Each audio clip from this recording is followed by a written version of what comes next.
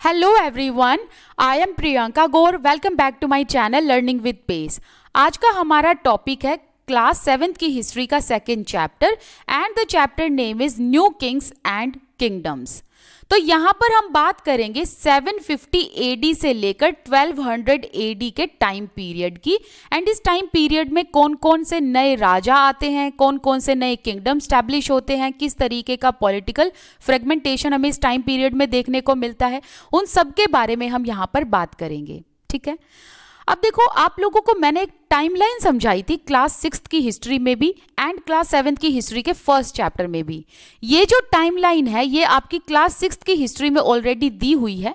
ठीक है, तो इस टाइमलाइन में हम इस पीरियड को मानते हैं शून्य। ओके, इससे पहले का जो टाइम पीरियड है इसे हम कहते हैं BC, मतलब बिफोर क्राइस्ट। इसके अलावा इसे हम BCE भी कहते हैं, before common era. And zero के जो आगे का फॉरवर्ड टाइम है इसे हम AD कहते हैं, एनो डोमिनी।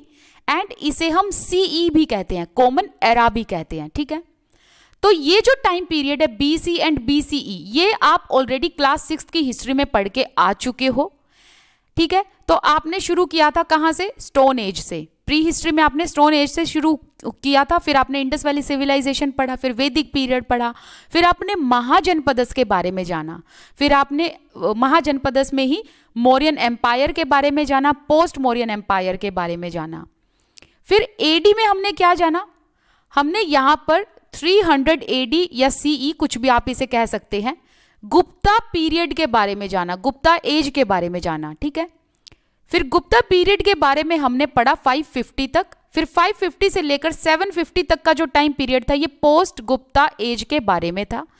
अब ये जो 750 वाला टाइम है ना, इससे जो आगे वाला ऑनवर्ड टाइम है वो आप क्लास 7 की हिस्ट्री में पढ़ोगे। 750 से लेकर 1750 तक का टाइम पीरियड क्लास 7 की आप हिस्ट्री में जानोगे। ठीक है, अब यहां पर इस चैप्टर में हम 750 से लेकर 1200 AD तक के टाइम पीरियड की बात करेंगे कि इस टाइम पीरियड में कौन कौन से नए नए किंगडम स्टैब्लिश होते हैं एंड उन सभी किंगडम के क्या economic, political and cultural system थे।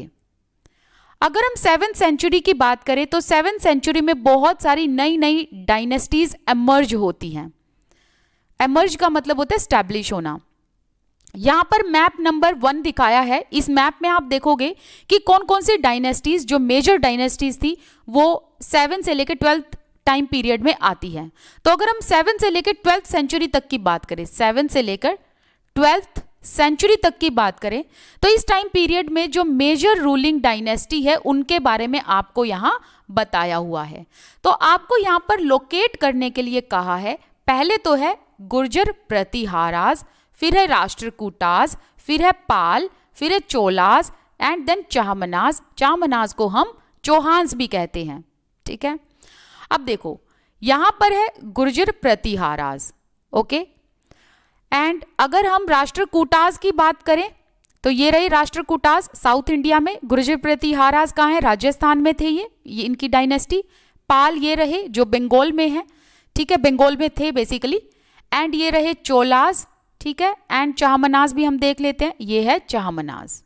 ओके, एंड यहां पर आप कन्नौज को मत भूलना। क्यों? क्योंकि इस कन्नौज को हम ना 6th क्लास की हिस्ट्री से पढ़ते आ रहे हैं। मैंने आपको क्लास 6 की हिस्ट्री में भी बताया था कि आप क्लास 7 की हिस्ट्री में भी कन्नौज की इंपॉर्टेंस जानोगे, क्योंकि कन्नौज ना बहुत ही इंपॉर्टेंट प्लेस था। क्यों था इसके बारे में मैं आप लोगों को भी बताऊंगी। तो ये सब आपने जो है अलग अलग डायनेस्टीज यहां देख ली। देखो सभी डायनेस्टीज के बारे में बताया हुआ है, आप एक बार इसको अच्छे से देख लेना। ठीक है, जैसे कि यहां देखो चेराज, फिर ये चोलाज, ये है पांड्याज। ठीक है, ये सब आप देख लेना एक बार।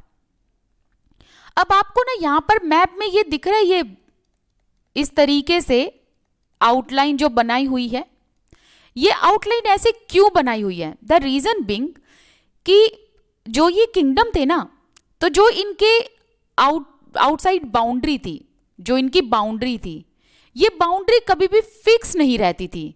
कभी तो ये बाउंड्री एक्सटेंड हो जाती थी, कभी ये बाउंड्री कम हो जाती थी। क्यों? क्योंकि इनकी लड़ाइयाँ आपस में एक दूसरे के साथ होती रहती थी। इसके अलावा इनकी लड़ाइयाँ बाहर फॉरेन इन्वेडर्स के साथ भी होती रहती थी। तो जो ये बाउंड्री है ना, ये बाउंड्री जो है ये कभी कम तो कभी ज़्यादा इस तरीके से होती रहती थी। तो इसीलिए इस बाउंड्री को ऐसे दिखाया गया है। आई होप आपको ये समझ आ गया होगा, ठीक है। इसके अलावा अब हम कन्नौज के बारे में बात करते हैं। देखो, जितनी भी इस टाइम पे डायनेस्टी थी, सब डायनेस्टी एक दूसरे से लड़ती थी। क्यों? वेल्थ के चक्कर में भाई, पावर के चक्कर में, है ना। एंड कन्नौज के पीछे तो बहुत लड़ाइयाँ हुई हैं इनकी। चामनाज, गुर्जर प्रतिहाराज, यहाँ से पाल डायनेस्टी की अगर हम बात करें, एंड यहाँ से राष्ट्रकूटाज की बात करें, नीचे से भी यहाँ सदर्न में जितनी भी डायनेस्टी है इनकी हम बात करें, इन सब ने कन्नौज पर अपना कैप्चर पाने की कोशिश की थी। इसके पीछे रीज़न ये है, तो मैं आप लोगों को बता देती हूँ। देखो, कन्नौज कहाँ है? ये है फर्टाइल लैंड पर। देखो, ये रही गंगा रिवर, ठीक है, ये रही गंगा रिवर। तो कन्नौज जो है ना, यहाँ पर है फर्टाइल लैंड। अब देखो भाई, मैंने आप लोगों को पहले ही बताया था, जब फर्टाइल लैंड होती है तो वहाँ पर कल्टीवेशन अच्छा होता है, प्रोडक्शन अच्छा होता है, तो फिर क्या होता है, अच्छा खासा रेवेन्यू कलेक्ट होता है, अच्छा खासा पैसा हाथ में आता है। पैसा आया तो पावर आई, है ना।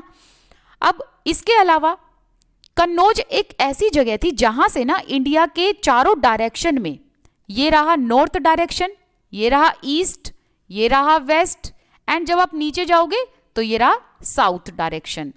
तो कन्नौज से ना चारों डायरेक्शन में रूल करना इजी होता था, एंड चारों डायरेक्शन में नजर रखना इजी होता था। इसके अलावा इस टाइम पर जो नॉर्थ वेस्ट से जितने भी इन्वेडर्स थे, अगर वो यहाँ इंडिया पर अटैक करने की कोशिश करते थे तो कन्नौज में बैठे बैठे पता चल जाता था सबसे पहले, ठीक है। सबसे पहले कन्नौज में पता चल जाता था। जैसे कि अगर आप यहाँ अरब देख रहे हो, यहाँ पर अरब्स के बारे में आप देखोगे तो अरब ने भी यहाँ पर आने की कोशिश की थी। हालांकि काफ़ी सारी लड़ाइयाँ भी हुई थी इनकी, है ना। इसके अलावा अरब को जो है गुर्जर प्रतिहाराज ने भी स्टॉप करने की कोशिश की थी, ठीक है। अरब ट्रेडर जो थे वो यहाँ पर आए तो हमें यहाँ पर फॉरेन इन्वेडर्स देखने को मिले नॉर्थ वेस्ट के पार्ट में। तो कन्नौज जो है ना, कन्नौज अपने साथ बहुत ज़्यादा इंपॉर्टेंस कैरी करता था उस टाइम पीरियड में, ठीक है। तो इसीलिए कन्नौज के पीछे तो भाई बहुत लड़ाइयाँ हुई थी। तो आई होप आपने ये देखा होगा कि इस टाइम पीरियड में किस तरीके से अलग अलग डायनेस्टीज जो थी वो एमर्ज हो रही थी, एंड सबकी एक दूसरे से लड़ाइयाँ भी चल रही थी। अब हम यहाँ बात करेंगे the emergence of new dynasties के बारे में। अगर हम 7th सेंचुरी की बात करें, 7th सेंचुरी की अगर हम बात करें, तो राजा के अलावा कुछ ऐसे भी लोग थे जिनके पास बड़ी बड़ी जमीनें थी। तो उनको हम क्या कहेंगे? बिग लैंड लॉर्ड्स, एंड उनको हम वॉरियर चीफ भी कह सकते हैं। आई बात समझ में? So by the 7th century there were big landlords और the warrior chief in different region of the subcontinent. तो 7th सेंचुरी में हम ये देखते हैं कि राजा के अलावा कुछ ऐसे लोग भी थे जो बड़ी बड़ी जमीनों के मालिक थे, जिन्हें हम कह सकते हैं बिग लैंड लॉर्ड्स। अब ये बिग लैंड लॉर्ड्स जो थे, इनको हम वॉरियर चीफ भी कहते हैं। अब जो ये राजा थे ना, ये इन बड़े बड़े जमीनों के मालिकों को अपना सबऑर्डिनेट और समंताज कंसीडर करते थे। अब देखो, ये समंताज का मतलब क्या है? समंताज वर्ड किसके लिए यूज किया गया है? तो ये वही लोग जिनके पास बड़ी बड़ी जमीनें थी, बड़ी बड़ी जमीनों के ये जो मालिक थे, इन्हीं को समंताज कहा गया।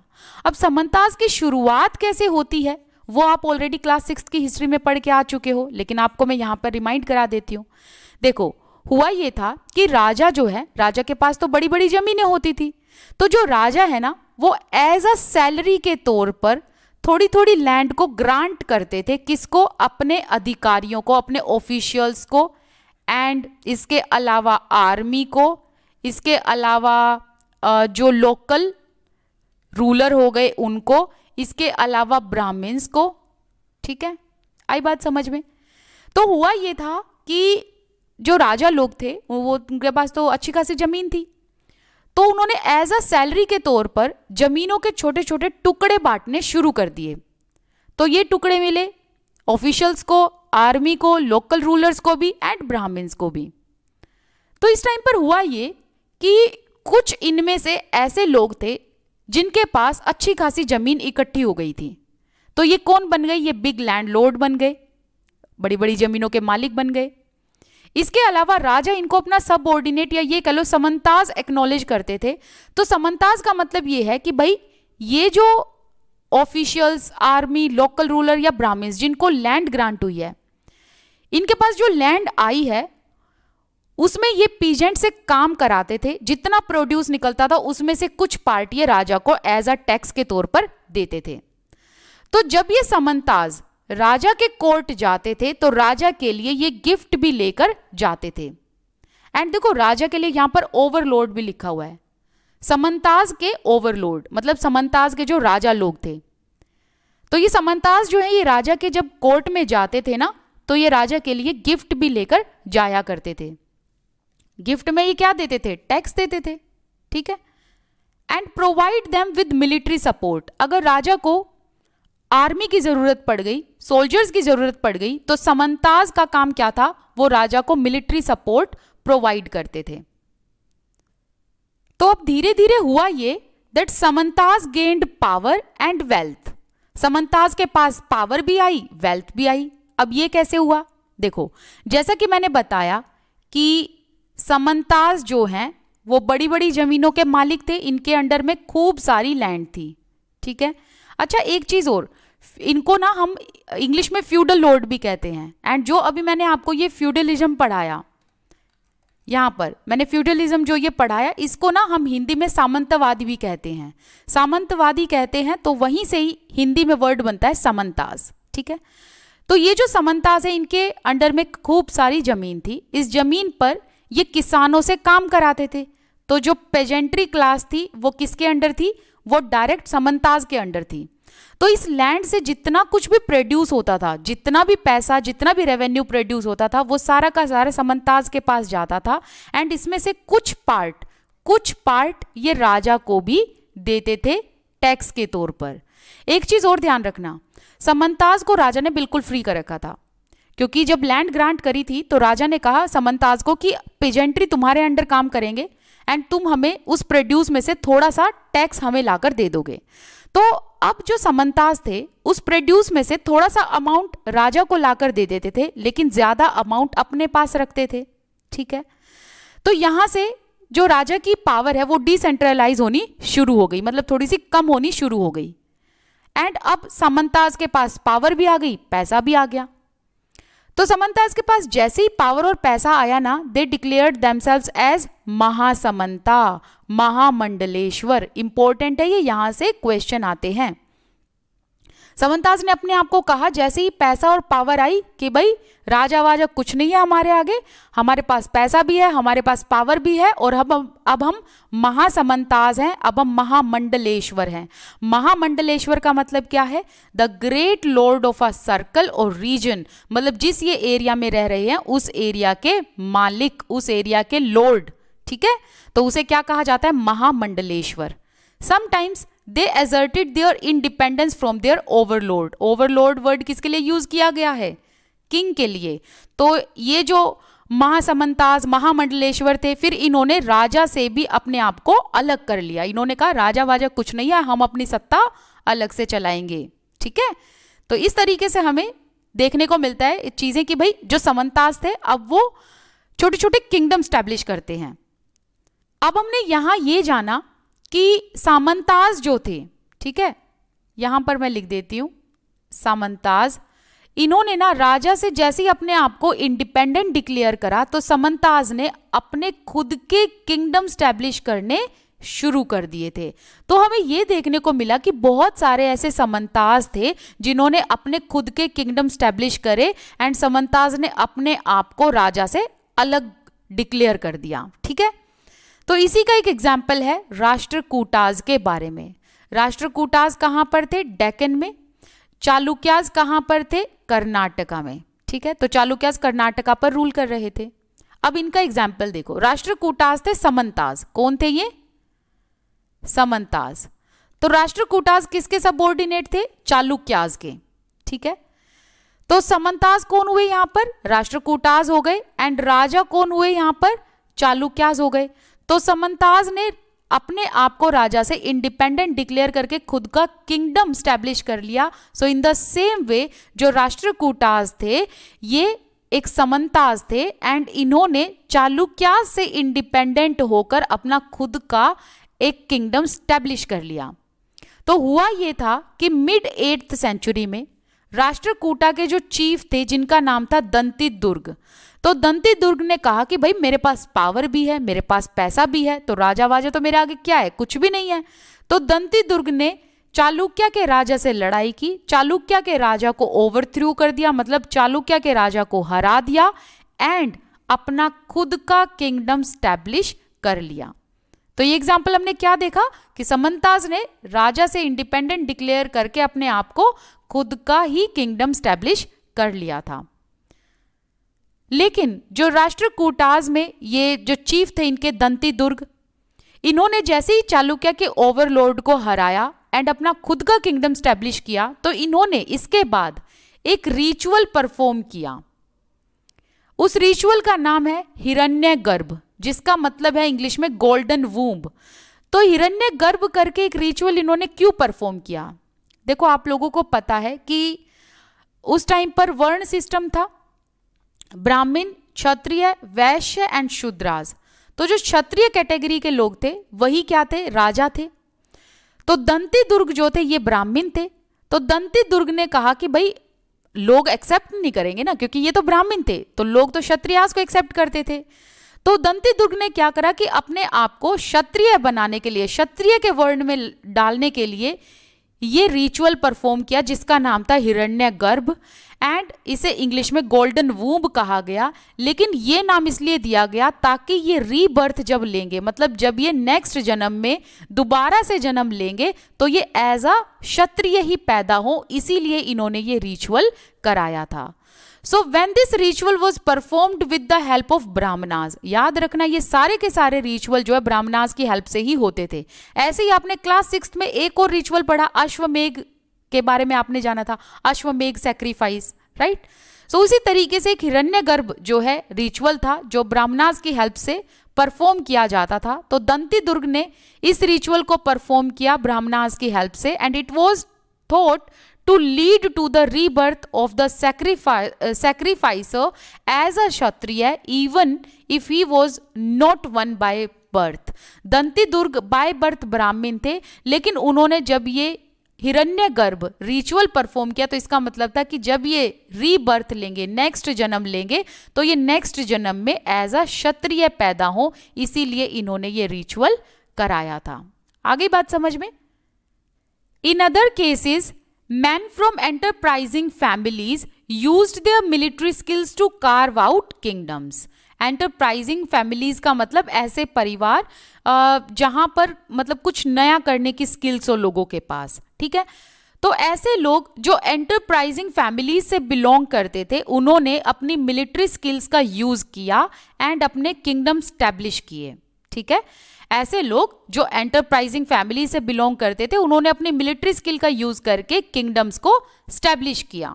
फॉर एग्जाम्पल, अगर हम कदम्ब डायनेस्टी की बात करें तो नाम आता है मयूर शर्मन का। अगर हम गुर्जर प्रतिहाराज की बात करें तो नाम आता है हरिचंद्र का। तो ये दोनों नाम आपको ध्यान रखने हैं, कदम्ब डायनेस्टी से मयूर शर्मन, गुर्जर प्रतिहाराज से हरिचंद्र। तो मयूर शर्मन एंड हरिचंद्र दोनों ही क्या थे, ब्राह्मणास थे, ठीक है, दोनों ही ब्राह्मण थे, ये क्षत्रिय नहीं थे, ध्यान रखना।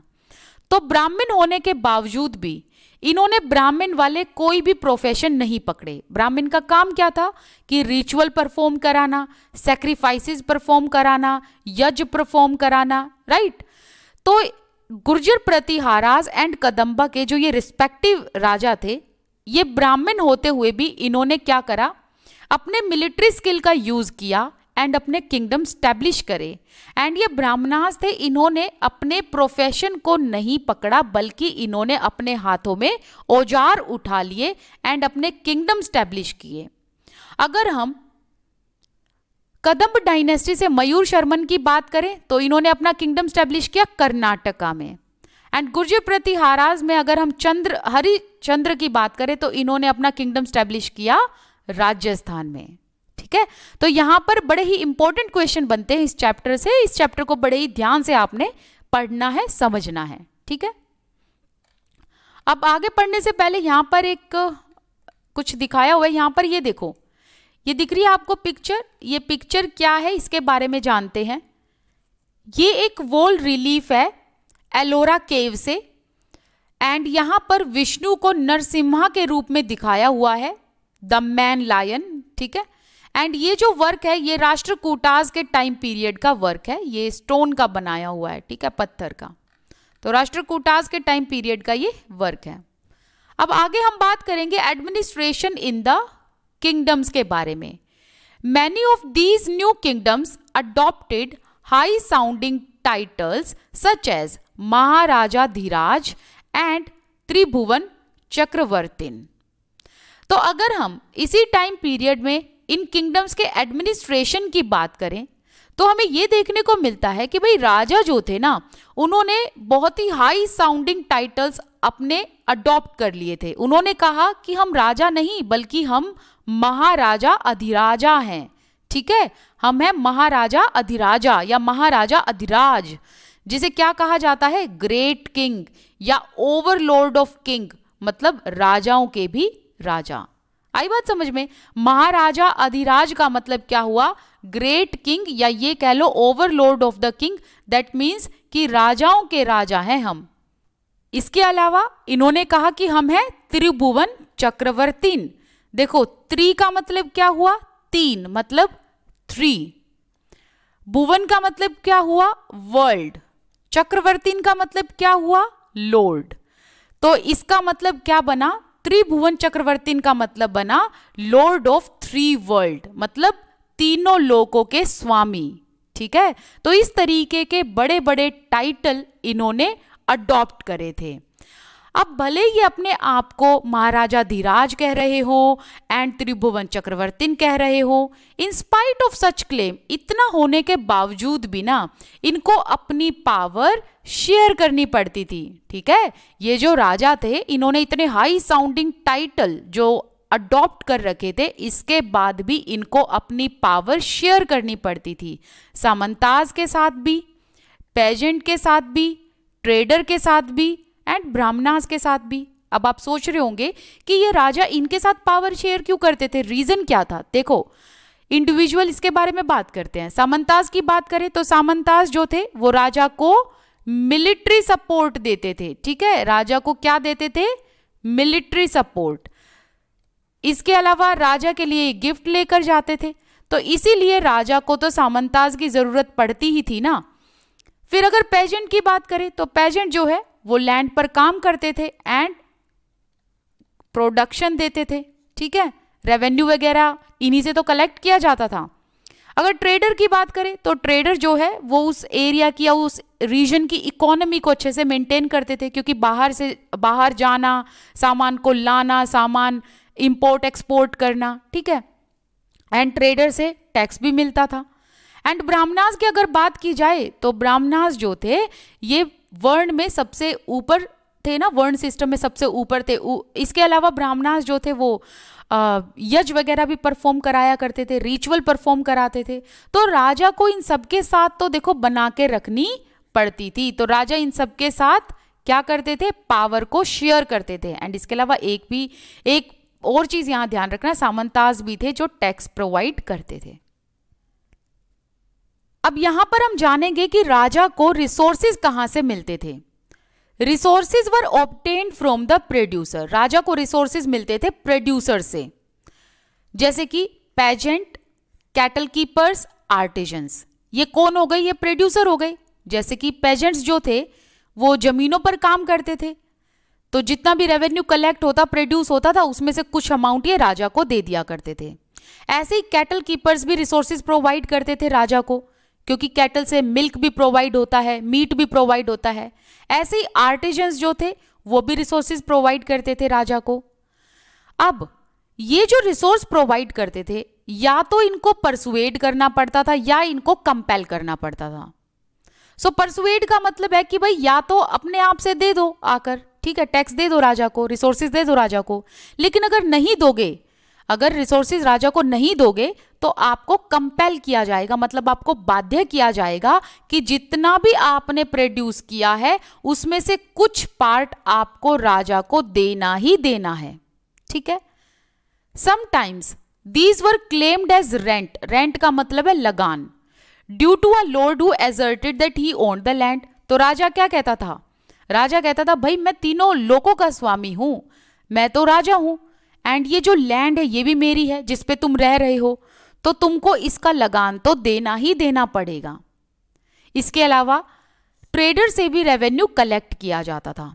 तो यहां से आपको क्या क्या समझना है? यहां से आपको ये समझना है जो प्रोड्यूसर्स हैं उनसे राजा रिसोर्सेज कलेक्ट करते थे, पेजेंट, कैटल कीपर्स, आर्टिजन्स। ठीक है। अब या तो ये परसुएड कर लिया जाता था या फिर अगर ये नहीं देते तो इनको कंपेल किया जाता था कि तुमको देना ही देना है। तो जितना पार्ट ये प्रोड्यूस करते थे उसमें से कुछ पार्ट इनको राजा को सरेंडर करना पड़ता था। इसके अलावा राजा जो है इनसे रेंट भी लिया करते थे, लैंड का मतलब एज अ लगान इनसे कर लिया करते थे, एंड ट्रेडर से भी रेवेन्यू कलेक्ट किया जाता था। सो इस तरीके से राजा जो है ना वो रिसोर्सेज कलेक्ट करते थे। ओके। अब आप आगे देखोगे कि भाई अगर हम चोलास के टाइम पीरियड की बात करें तो हमें ना 400 तरीके के टैक्स देखने को मिलते हैं, मतलब 400 तरीके के अलग अलग टैक्स, एंड इसके बारे में हमें पता चलता है चोलास के इंस्क्रिप्शन से। इंपॉर्टेंट क्वेश्चन है, डायरेक्ट आ सकता है कि 400 जो टैक्सेस हैं, अलग अलग टैक्सेस, वो कौन से टाइम पीरियड में या किस डायनेस्टी से बिलोंग करते हैं? तो वो है चोला डायनेस्टी, जिन्होंने तमिलनाडु में रूल किया था। ठीक है। तो इनके ना वैसे यहाँ पर 400 टैक्सेस बता रखे हैं, लेकिन इससे भी ज्यादा कहे जाते हैं कि अलग अलग टैक्स इन्होंने लगा रखे थे। तो कुछ टैक्सेस के बारे में यहाँ पर मेंशन किया हुआ है, एंड यहाँ से एक क्वेश्चन आने का पूरा ही पूरा चांस होता है। पहले यहाँ पर जो टैक्स मेंशन है that is vetti. Vetti not taken as the cash but in the form of forced labour. तो वैटी इस तरीके का टैक्स था जो लोगों से कैश में नहीं लिया जाता था बल्कि फोर्स्ड लेबर के तौर पर लिया जाता था। तो लोगों से जबरदस्ती काम कराया जाता था, तो उसको ना उस काम को एज अ टैक्स यूज किया जाता था, तो उसे कहा जाता था वैटी।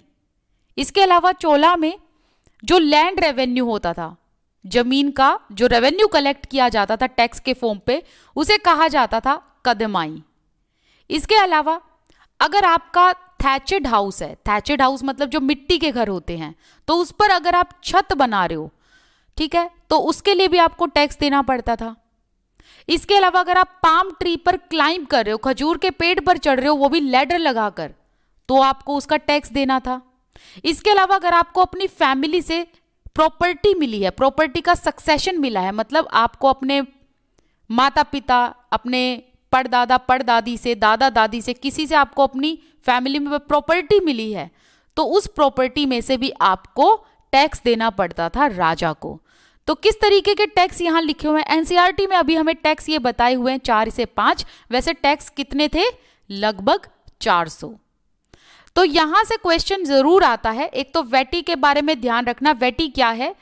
ये एक तरीके का ऐसा टैक्स है जो कैश के फॉर्म में नहीं लिया जाता था बल्कि फोर्स्ड लेबर के फॉर्म में लिया जाता था। दूसरा लैंड रेवेन्यू जिसे कहा जाता था कदमाई। तीसरा हो गया कि भाई जो थैचेड हाउस है उसका जब छत आप बना रहे हो तो उसके लिए भी आपको टैक्स देना पड़ता था।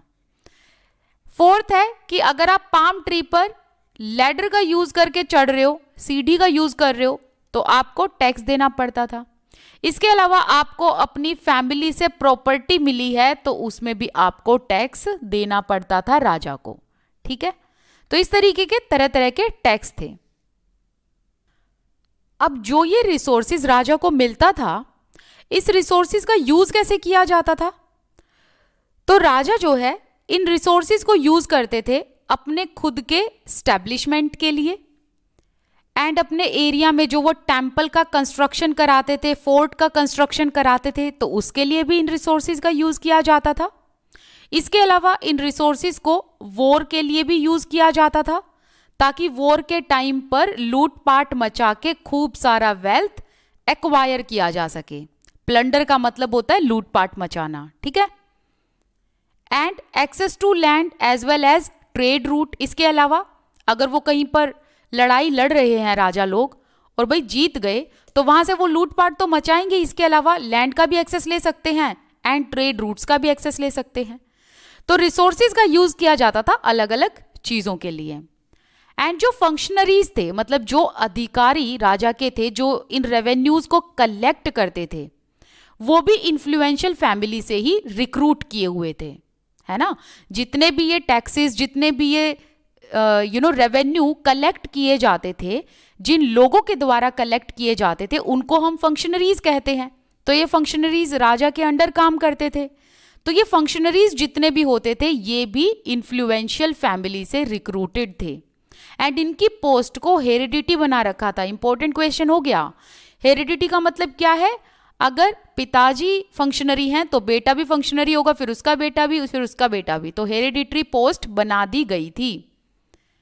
इसके अलावा जो राजा के क्लोज रिलेटिव्स हैं, जैसे कि जो नोबल पर्सन हो गए, उनको भी राजा ने इंपॉर्टेंट पोजीशन दे रखी थी, ठीक है। इसके अलावा आर्मी की बात करें तो आर्मी की पोजीशन पे भी हेरिडिटरी पोजीशन थी। दैट मीन्स कि अगर आर्मी में कोई है तो उसका बेटा भी आर्मी में ही जाएगा। ऐसा इसलिए था क्योंकि राजा को ये रहता था कि भाई लॉयल्टी कायम रहेगी लोगों की, है ना। इसीलिए ये कुछ पोस्ट थी जो क्या कर रखी थी, हेरिडिटी कर रखी थी कि भाई अगर हेरिडिटी करेंगे इन पोस्ट को तो होगा ये कि फंक्शनरीज हैं और आर्मी के लोग हैं, वैसे ही ये राजा के लिए लॉयल है, इनके बच्चे भी लॉयल होंगे, तो इसीलिए ये पोस्ट हेरिडिटी कर रखी थी। दूसरा ये था रीजन इन पोस्ट को हेरिडिटी करने का कि बार बार नए लोगों को काम कौन सिखाएगा। अगर आप बचपन से एक ही काम देखते आ रहे हो अपने घर में तो आपको वो काम आता है, राइट। लेकिन बार बार आप दूसरे काम सीखोगे तो उसमें उतना ही मेहनत लगेगा, उतना ही श्रम लगेगा। सो कहने का मतलब है राजा को ये भी होता था कि भाई अलग अलग फंक्शनरीज को चूज करने की बजाय एक ही फैमिली में से फंक्शनरीज एंड एक ही फैमिली में से आर्मी के लोगों को ले लिया जाए, ताकि उन लोगों को अलग से हमें सिखाना ना पड़े, वो ऑलरेडी अपने माता पिता को देखते हुए आ रहे हैं, राइट। सो कुछ ऐसे रीजंस थे। इसके अलावा ये जो नेक्स्ट पार्ट है ये हम नेक्स्ट वीडियो में करेंगे। एंड इसके अलावा कोई डाउट है कमेंट सेक्शन में आप मुझे लिखकर बता सकते हैं। आप मेरे साथ टेलीग्राम एंड इंस्टाग्राम पर भी जुड़ सकते हैं, आपको इन दोनों का लिंक डिस्क्रिप्शन बॉक्स में मिल जाएगा। चलिए मिलते हैं नेक्स्ट वीडियो में। Till then bye bye. Thank you so much for watching this video.